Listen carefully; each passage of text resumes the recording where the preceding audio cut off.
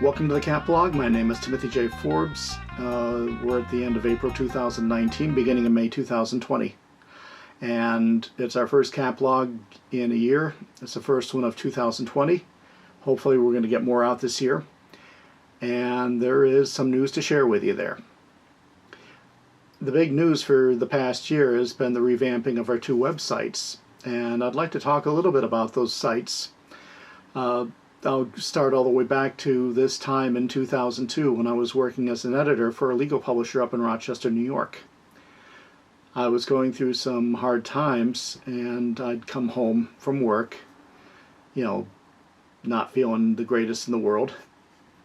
And, I would be watching, my share of TV, especially the old programs like I do now. And it was when TV Land decided to bring back the 1966 Batman series. And for some reason this time around it finally caught my eye because I really started to develop an interest in the show.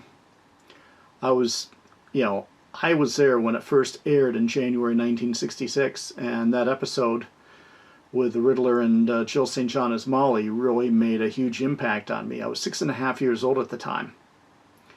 And when the show was rerun on ABC for the second time in April 1967, William Dozier said in that preview the week before that that was a show that brought a fresh breath to television, and he was not kidding.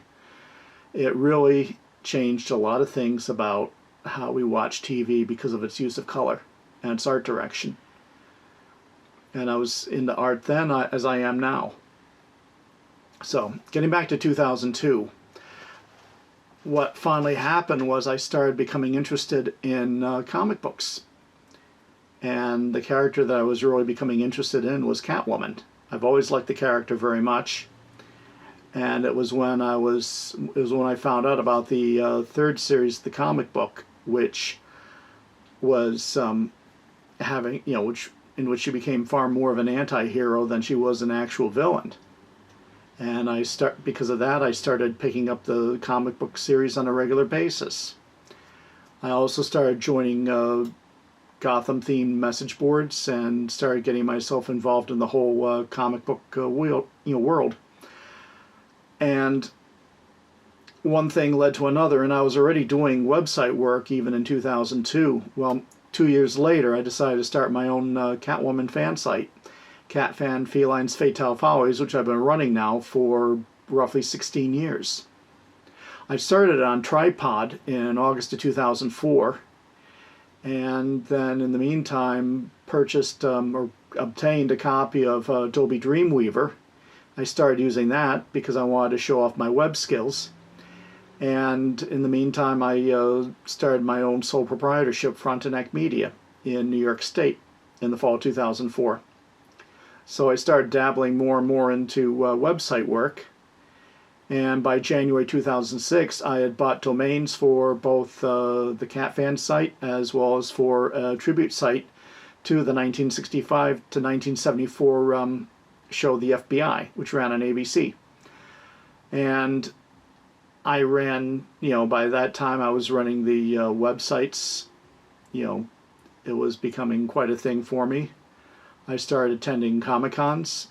I would cover those. I'd offer pictures. I'd write editorial material on that. And do a whole host of other things.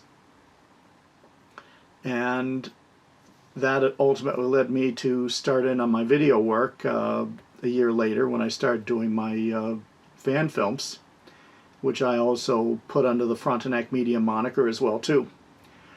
And it just kept going like this. It took me 3 years for my first fan film to get done.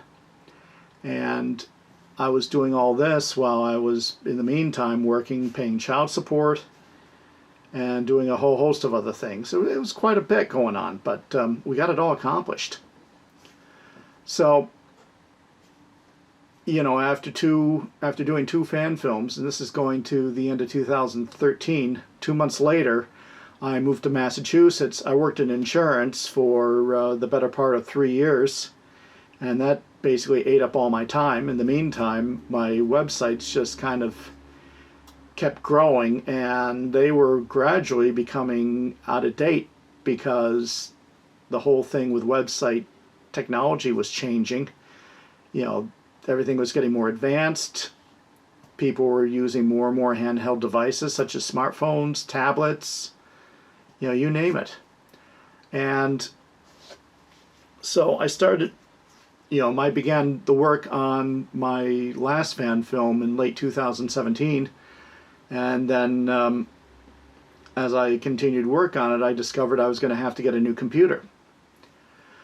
So I built my own computer in June of 2018, and lo and behold, I was really not going to be able to continue on with Adobe Dreamweaver like I'd hoped for, not without paying a $20 a month subscription for it. And it didn't seem like it was really worth it. And not only that, but there was going to have to be an even more thorough revamping of those two websites because, by that time the design on them was old. And it just, they were looking pretty dated. So, not long after finishing the fan film, at the end of 2018, I started working on what I was going to do with the websites. And by the summer of 2019, obviously, I made the decision to convert both of those sites over to WordPress.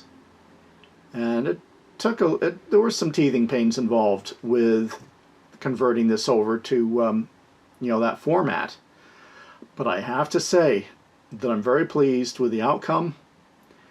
Maybe they don't look like the most splashy interactive type of website, but the whole nature of the website's changed. It's no longer a case that I'm out there trying to prove my HTML skills anymore. It's that I'm basically running 2 online magazines, basically working as a blogger, basically writing reports on what's going on, adding my own insights into everything, my own spins, as well as my own recollections. And there's still a lot of work to be done on those sites. But it's safe to say that the conversion's been a complete success. I'm very pleased with it. Very happy with it. And throughout all this time, also, we have stepped up our involvement with social media as well, particularly Facebook. We've got very active pages there for Cat Fans Feline Fatale Follies. A little bit less so on the FBI site, but we still have over 900 likes, so we're approaching 1,000, which is great. I'm glad to see that. And we also have Facebook pages as well for Batman 1969 and for The Conquest of Batman, the third film, which we shot in Boston in 2018. Now, 2020 is also an interesting year because it marks the 80th anniversary of Catwoman's creation. Robin the Boy Wonder made his debut that same year, right around this very time as well, too. And Robin himself, well, he doesn't quite fall within our purview. But if you're talking about Carrie Kelly or any of the other female Robins, well, that's a different story for us. We take a lot of notice of them. It was also 70 years ago, right around this time as well, that Roberta the Girl Wonder had her story published in Star Spangled Comics. Before we forget, we do actually have some footage from Comic-Cons we attended in the past year. So here you go.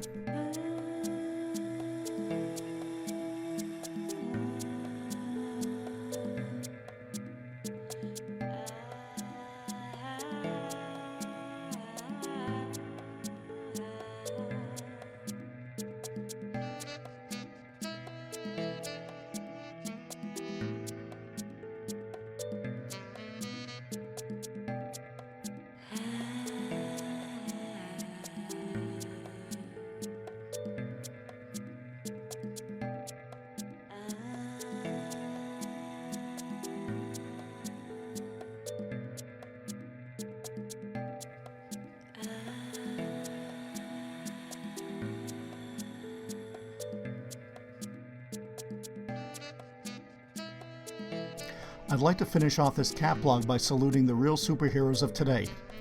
The doctors, nurses, and other health professionals who are out on the front lines in this COVID crisis. They aren't wearing capes and cowls, but are instead wearing hospital scrubs, face masks, and gloves, treating and helping those in need.